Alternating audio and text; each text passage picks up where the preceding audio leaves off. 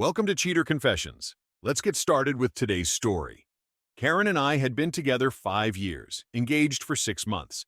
We'd met in college, built a life together after graduation, and for the last 2 years, she'd been living in my townhouse downtown. It was comfortable. 2 bedrooms, quiet street, a place that felt permanent. She still spent a lot of weekends at her friend Diana's apartment across town, though. She said it helped her stay connected to her old crowd. I never minded. Until that night. The restaurant smelled like rosemary and grilled fish, the kind of scent that used to make Karen smile. We were sitting at our usual corner table. I'd booked it weeks ago to go over the final wedding menu. 3 months to go. Everything was set. Karen wasn't alone. She'd brought her friends Diana and Brooke, claiming they wanted to help. They were laughing about something on Diana's phone when the waiter left our drinks. I didn't mind. I'd learned to stay patient when it came to Karen's little support team. But the moment the wine hit the table, her tone changed. "Ryan," she said, swirling the glass slowly, "I've been thinking, maybe things are moving too fast." The sound of the restaurant fell away, replaced by that dull, heavy quiet that happens right before a storm. I set my fork down. "Too fast how? We've been together 5 years." "I know," she said quickly, as if she'd rehearsed it. "But lately I feel like I need space. Time to make sure I'm really ready. I love you, but I don't want to make a mistake." Brooke nodded like she was watching a talk show. "It's totally normal, Ryan. Everyone gets cold feet." Karen's hand slid across the table. Her touch felt formal, rehearsed. "Can you wait for me?" "Just for a little while. Until I figure things out." I studied her. She wanted the comfort of being engaged, but not the commitment. The best of both worlds. I smiled, a small, calm smile. "Of course," I said. "Take all the time you need." Relief washed over her face. She squeezed my hand and said, "You're amazing." Diana and Brooke smiled too, proud of her bravery. Then, as if nothing had happened, they started talking about a trip to Sedona the same weekend we were supposed to be married. I listened quietly, nodding at their plans, pretending to care. But somewhere in that dead silence between their laughter, a decision was already forming. I wasn't going to wait. I was going to disappear. That night, after dropping Karen and her friends off, I drove home in silence. I didn't feel angry. I didn't even feel sad. Just done. The house was dark when I walked in. I sat down at the kitchen counter, opened my laptop, and started working. I'm a cybersecurity consultant. For months, I'd been negotiating a deal for a small encryption tool I built on the side. The sale had just cleared, a quiet 6-figure deposit sitting in my account. Karen knew about it. That money had changed how she looked at me lately. I didn't blame her for being interested in security, just not the kind she meant. I moved every cent into a private trust under my family's name, untouchable.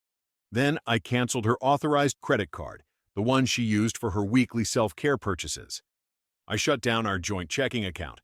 I called my lawyer and had him transfer the car I'd bought her, technically still under my name, back to me. No drama. Just signatures. Next came the digital side. I deleted every social account, Instagram, Facebook, LinkedIn, all of it. Wiped my phone clean and ordered a new number. Then I backed up my drives, my client files, my work laptop. At 2 a.m., I packed a single suitcase, clothes, passport, laptop, documents. No keepsakes, no photos. By sunrise, I was at the airport. I bought a one-way ticket to Reykjavik, a place where nobody knew my name. When the plane lifted off, I looked out the window and felt lighter than I had in years. She wanted space. I'd just given her the world's cleanest version of it. I rented a small apartment near the harbor. It was perfect. No noise, no questions, no one asking where I'd been. I worked remotely under a new contract, fixing network systems for companies that didn't care where I lived, as long as I delivered results. The days were simple. Coffee at sunrise, coding through the afternoon. For the first time in years, life made sense. Only Amy, my sister, knew where I was. I told her everything, swearing her to silence. "You did what you had to do," she said. "She made the rules. You just followed them differently." Back home, though, the fallout started faster than I expected. Amy kept me updated through short calls once a week. "Karen's telling everyone you're just taking a break," she said. "She's acting calm." I smiled. That won't last. It didn't. A few days later, Karen tried to use her card. Declined. She called the bank, then texted Amy in a panic, asking if she'd heard from me. Amy played dumb. No idea, Karen. Maybe he's traveling. Then the phone calls started. Dozens of them. My old number was disconnected. My email bounced back. She checked my social media. Nothing there. I didn't exist anymore. That's when the panic turned public. She told her parents I'd vanished. They filed a missing persons report. The police visited the house, found my clothes missing, and no sign of struggle. They told her plainly, he left on his own. Amy said Karen cried for hours, then told people I was under stress and needed space. For a week, she played the victim. For the next, she played detective. But by the third week, something changed. People stopped answering her calls. Our mutual friends started asking questions. Because one thing everyone remembered clearly, she was the one who asked for the break. And I had only done exactly what she asked. By the fourth week, the story started to unravel. Karen called our mutual friend Sam, crying. He just left. No goodbye, no explanation. Who does that? Sam didn't let her twist it. You told him to pause, remember? You said you needed space. I didn't mean forever, she snapped. I just wanted… What? Freedom without consequences? Sam said. Karen, he gave you exactly what you asked for. Amy told me later that after that call, Karen didn't leave her house for 2 days. When she finally did, she ran into Diana and Brooke at a friend's birthday dinner. Karen tried to steer the talk toward me, trying to sound casual. Ryan's been distant lately, she said. He's probably off sulking somewhere. Sam, who happened to be at the same table, spoke up. Come on, Karen. We all know. You asked for a break. You made a toast about finding yourself. The table went quiet. Karen froze. Then, instead of defending herself, she stood up and left. Later that night, Amy texted me a short message. Everyone's starting to see the truth. She's cracking. I didn't reply. I didn't need to. The show didn't last much longer after that. Once people stopped buying her story, Karen's world began to shrink fast. Amy told me she was living with Diana for a while, but that fell apart when Diana got tired of covering her expenses. After a few ugly arguments, Karen packed up and moved back in with her parents. That's when reality finally hit her. The party was over, and there was no one left to blame. She'd gone from planning a wedding to sleeping in her childhood bedroom. The credit cards were closed, the car repossessed, and her friends had stopped answering her calls. Even Diana, her biggest cheerleader, had quietly unfollowed her on every platform. By the 5th month, she got a job at a gym front desk, checking people in and folding towels. Amy said she saw her once while visiting town. Karen looked thin, tired, and much older. She barely recognized me, Amy said, but she still asked if I'd heard from you. Back home, people had moved on. Our old group barely mentioned her name anymore. Every so often, a new rumor popped up, how she'd tried to say I'd changed after the money, or how I was emotionally controlling. But the problem for her was simple. Too many people had been there at that dinner. The truth wasn't something she could rewrite. Meanwhile, in Reykjavik, life had turned quiet and clean. My small consulting business was growing. I'd built a routine. Morning runs by the harbor, late-night coding, no drama. Sometimes I'd think about that dinner table, the candlelight, the moment she said, "Wait for me." And every time I felt that same stillness I'd felt back then. Only now, it wasn't shock. It was peace. I didn't need to do anything to hurt her. She'd done it herself, step by step, choice by choice. All I'd done was listen and keep my word. 6 months after I'd left, Amy called me with a mix of disbelief and amusement in her voice. "You're not going to believe this," she said. "Karen's trying to sue you." I actually laughed. For what? Leaving? "She's calling it emotional distress and breach of promise," Amy said. "Apparently her new lawyer thinks an engagement is a verbal contract." I sat back in my chair. I'd been expecting something dramatic eventually, but not this. Her attorney, a small-time guy named Peter Sanchez, sent a formal notice through my business email, the only address still active after I'd left. It claimed that my disappearance had inflicted psychological harm and caused her financial instability.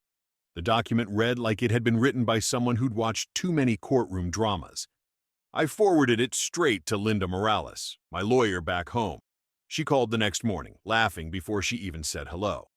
"She's really reaching, Ryan. I've already prepared the response." Linda's reply was short, precise, and devastating.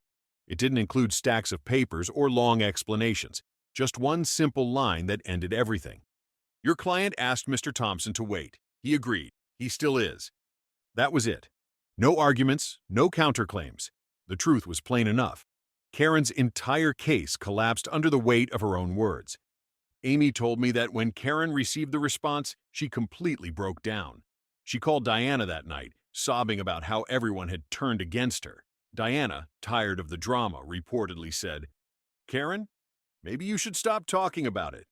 2 days later, Sanchez quietly withdrew the case. It was over before it even began. I didn't feel joy or vindication, just a strange kind of calm. Her words had finally caught up with her, and all I'd had to do was keep waiting. By the time a full year passed, Reykjavik had started to feel like home. My consulting business had expanded. I was working with clients across Europe, earning more than I ever had back home. I'd also met someone, Anita, an architect I met through a local client. She was steady, sharp, and unbothered by my past. She asked questions, but never pushed. With her, everything felt easy. No performances, no tests, no pretending. When my father's birthday came around that fall, I flew home for a week. It was my first time back since I'd left. The town felt smaller. My old house had been sold, repainted, and filled with someone else's life. I didn't feel nostalgic. Just done. I saw Sam and a few friends at a small get-together.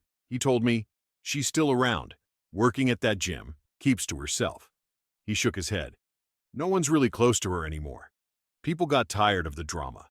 2 days before I left, I stopped by a grocery store to grab coffee for the flight. That's where I saw her. Karen. She was at the checkout line, hair tied back, wearing a plain gray sweater. When our eyes met, she froze. For a second, I saw the same expression she'd worn that night at dinner, shock mixed with something she couldn't name. "Ryan," she said softly, "you really disappeared." "I did what you asked," I said. She swallowed. "Did you ever plan to come back?" I looked at her, calm, steady. "I did. The night you asked me to wait." Her mouth opened like she wanted to argue, but no words came. The cashier handed me my change. I nodded once, gave her a polite half-smile, and walked out. I felt nothing. No hate, no pride, no regret. Just the clean space she'd once asked for. Only now, it belonged to me. Back in Reykjavik, I fell into rhythm again. The whole experience felt like a different lifetime now, but sometimes I'd think about how small moments can split your life in two. One dinner, one sentence, one quiet smile. Karen had wanted control without commitment.